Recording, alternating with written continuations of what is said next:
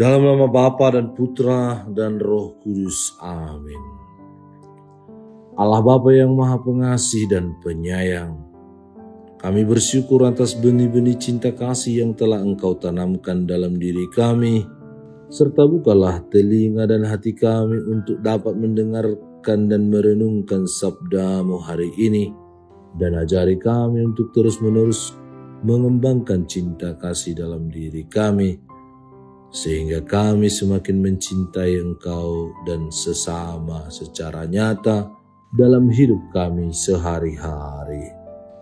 Dengan pengantaraan Kristus Tuhan kami. Amin.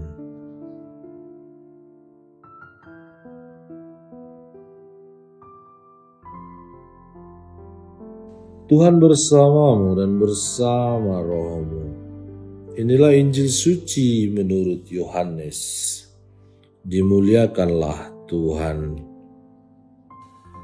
Dalam amanat perpisahannya, Yesus berkata kepada murid-muridnya, "Seperti Bapa telah mengasihi aku, demikian juga aku telah mengasihi kamu. Tinggallah di dalam kasih-Ku itu. Jikalau kamu menuruti perintah-Ku, kamu akan tinggal di dalam kasih-Ku, seperti aku menuruti perintah Bapa-Ku dan tinggal di dalam kasih-Nya. Semuanya itu Kukatakan kepadamu, supaya sukacita-Ku ada di dalam kamu dan sukacitamu menjadi penuh. Inilah perintah-Ku, yaitu supaya kamu saling mengasihi seperti aku telah mengasihi kamu. Tidak ada kasih yang lebih besar daripada kasih seorang yang memberikan nyawanya untuk sahabat-sahabatnya. Kamu adalah sahabatku jikalau kamu berbuat apa yang Kuperintahkan kepadamu. Aku tidak menyebut kamu lagi hamba, sebab hamba tidak tahu apa yang diperbuat oleh tuannya.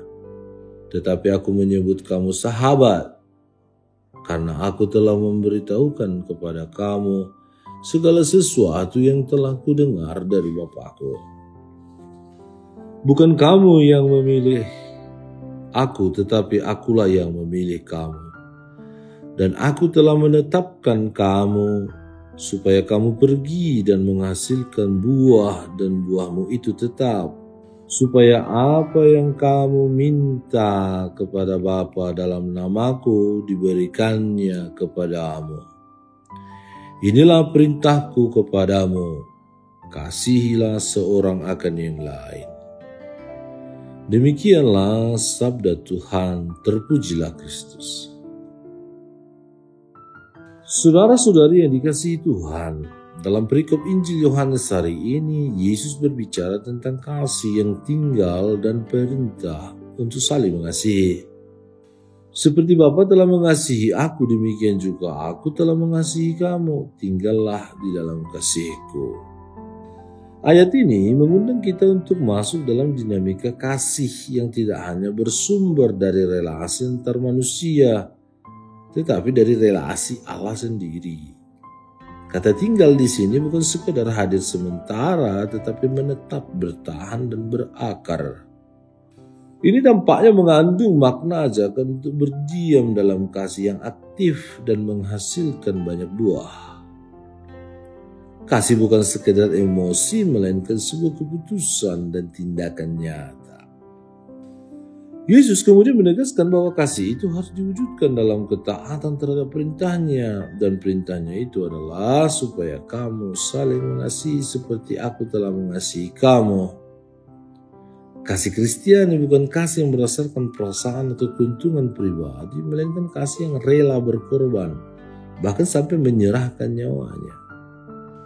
Disinilah Yesus menunjukkan bahwa relasi kita dengannya bukan relasi hamba dan tuan, melainkan sahabat yang saling berbagi rahasia dan kepercayaan. Hari ini gereja juga memperingati Santo Matias Rasul, seorang yang dipilih menggantikan Judas Iskariot yang mengkhianati Yesus. Kisah ini sangat berelasi dengan pesan Injil hari ini. Bukan kamu yang memilih aku, tetapi akulah yang memilih kamu. Matias tidak dipilih karena ia menonjol, tetapi karena ia setia mengikuti Yesus sejak awal. Ini menunjukkan bahwa Tuhan memanggil bukan berdasarkan popularitas, tetapi berdasarkan kesetiaan. Seperti Matias, kita pun bisa menjadi alat kasih Allah bila kita setia berjalan bersamanya dalam hidup sehari-hari. Kamu adalah sahabatku karena kamu melakukan apa yang aku perintahkan kepada kamu. Dan kasihku besar kepada kamu karena aku telah memberikan nyawaku. Tak ada sahabat yang kasihnya lebih besar daripada seorang sahabat yang mau memberikan dirinya untuk sahabatnya, dan kita adalah sahabat Yesus sendiri. Maka mari kita menjawab panggilan Tuhan dengan tinggal dalam kasih-Nya, bukan sekedar tahu tentang kasih tapi hidup di dalamnya. Dalam kehidupan sehari-hari kita bisa mengaplikasikannya lewat tindakan kecil yang lahir dari kasih, dengan cara memahami sesama, mengampuni yang bersalah, menemani yang kesepian, dan berbagi dengan yang berkekurangan. Lebih jauh lagi, yang mau memberikan nyawanya untuk sahabat-sahabatnya. Dan teladan itu telah ditampilkan oleh Yesus sendiri. Jadikan kasih bukan sekedar wacana, tetapi menjadi spiritualitas, semangat, gaya hidup kita sebagai pengikut-pengikut Yesus. Seperti Santo Matias yang setia dan dipilih Tuhan, kita pun dipanggil menjadi sahabatnya, sahabat Tuhan yang hidup dari kasih dan membawa kasih itu ke tengah dunia. Semoga kita melakukan perintah Yesus ini. Kasihilah seorang akan yang lain.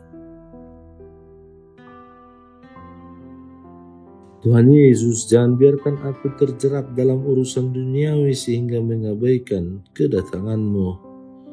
Buatlah hatiku siap menyambut-Mu dalam hidupku, agar aku selalu mengalami kebebasan dan damai dan sanggup mewartakan kehadiran-Mu yang penuh kasih.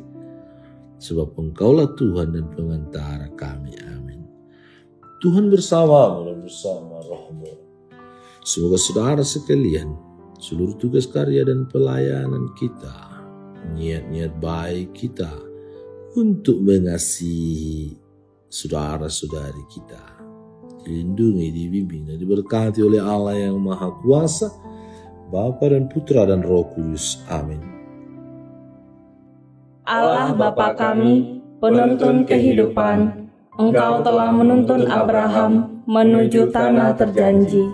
Engkau juga menuntun bangsa Israel menuju tanah Yerusalem melalui tangan Musa. Kini kami umat-Mu keuskupan Padang sedang berjalan bersama dalam sinode kefikepan menuju keselamatan yang Engkau janjikan dalam diri Putra-Mu Yesus Kristus. Tuntunlah peziarahan hidup kami dengan kuasa Roh Kudus-Mu, agar kami tetap tabah, sabar dan setia menghadapi kesulitan dan tantangan hidup. Bimbinglah kami supaya mampu berjalan bersama, saling meneguhkan dalam iman, harapan, dan kasih. Bunda Maria, doakanlah kami putra-putrimu sepanjang sinode kefikepan ini berlangsung. Ya Bapa, Engkau kami sembah dan muliakan, kini dan sepanjang masa. Amin.